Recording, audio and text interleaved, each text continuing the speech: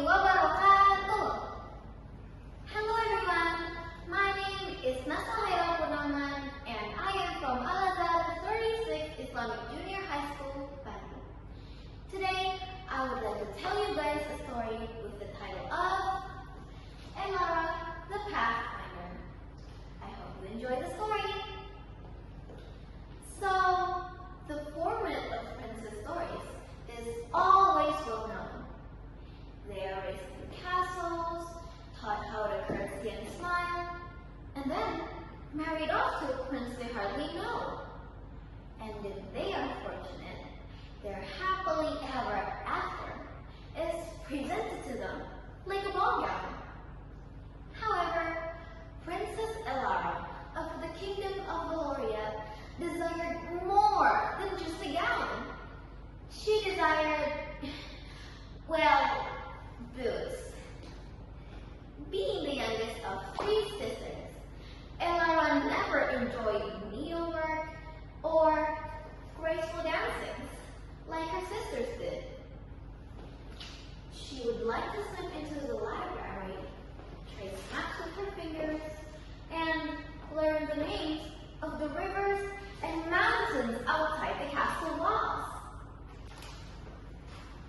At night, she dreamed of climbing the mountain, sailing across the ocean, and meeting people who didn't bow when they saw her, while her sisters dreamed of suitors.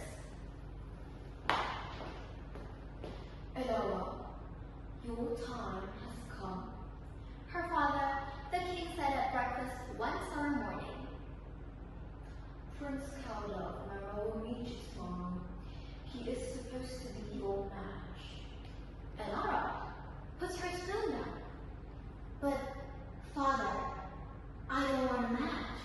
A journey is what I desire.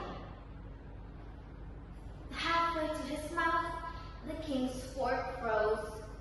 The queen let out a sigh. Her sisters looked at each other pityingly, but Khayyira refused to back down. She took a satchel with the bread, a cloak, and the rolled up map she had studied 1,000 times while the castle is asleep.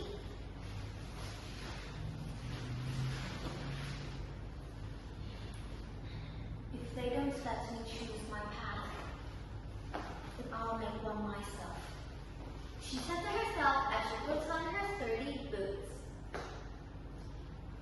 Slipping past the guards, she crossed the meadow and went into the dark forest by following the road. No one referred to her as Your Highness. Oh, finally! She was just Khayyira for the first time. Weeks passed by. The air was sharp and thin as she ascended mountains. She slept beneath starry skies. She learned to row across lakes that seemed to swallow the horizon after exchanging her jeweled necklace for a fisherman's bow. She carried stones with her bare hands until her palms blistered after aiding in a reconstruction of a village following a storm. Blacksmiths and storytellers, farmers and sailors became her friends. She was a princess, but none of them cared, because all that mattered to them was her willingness to listen, her determination, and her kindness. She found aspects in herself everywhere she went, including courage in her chest, strength in her arms, and laughter she had never permitted herself inside the castle. Later on, she returned to Valoria months after. Her boots were covered in dust, and she was dressed in a travel attire rather than silk gowns. The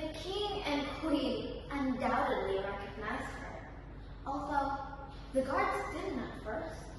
They were prepared to chastise her and ask her why she had neglected her responsibilities. Elara, however, stood tall. Father, Mother, I have seen more of this world than I could ever see inside the palace windows. I have learned that heart, not title, is what makes a good leader. If you want me to be your daughter, let me serve the kingdom the way I am, not the way everyone else does. As someone once has told me, everyone deserves a chance to fly. The king didn't see her as his youngest child.